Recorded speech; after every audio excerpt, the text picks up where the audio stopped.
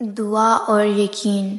اللہ پاک نے قرآن میں فرمایا کہ اور تم مجھے ویسا ہی پاؤ گے جیسا میرا گمان کرو گے۔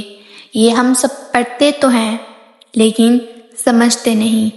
دیکھو، اللہ نے بھی کبھی یہ نہیں کہا کہ راستے آسان ہوں گے۔ ہاں، مشکلیں آئیں گی، حالات دشوار لگیں گے، راستے کٹھن بھی ہو سکتے ہیں، مگر تم نے ثابت قدم رہنا ہے، ہار نہیں ماننی، دعا مانگنا کبھی مت چھوڑنا۔ دیکھو، وہ دعا ہی تھی جس نے حضرت یوسف علیہ السلام کو اندھے کنویں سے نکالا تھا، اور وہ دعا ہی تھی جس نے حضرت موسیٰ علیہ السلام کے لیے سمندر کے درمیان راستہ بنایا، اور وہ دعا ہی تھی جس نے حضرت یونس علیہ السلام کو مچھلی کے پیٹ سے نکالا۔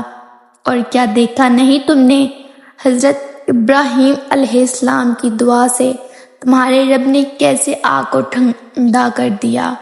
کیوں؟ اللہ نے زکریا علیہ السلام کو عمر کے آخری حصے میں پہلی اولاد سے نوازا۔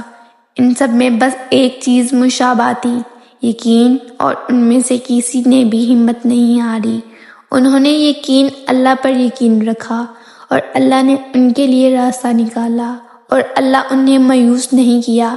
اور توکل تو یہی ہے کہ راستہ نہ ہو اور تم کہو کہ اللہ راستہ بنانے والا ہے۔ بے بس تم ہو، تمہارا رب نہیں، محتاج تم ہو، تمہارا رب نہیں، ناممکن تمہارے لیے ہے، تمہارے رب کے لیے نہیں۔ اور جن دعاؤں کی قبولیت کے بارے میں تمہارے دل میں کوئی وسوسہ آئے تو اسے اور بھی یقین سے مانگو، کیونکہ وہی دعائیں آزمائش ہوتی ہیں، یقین کی آزمائش۔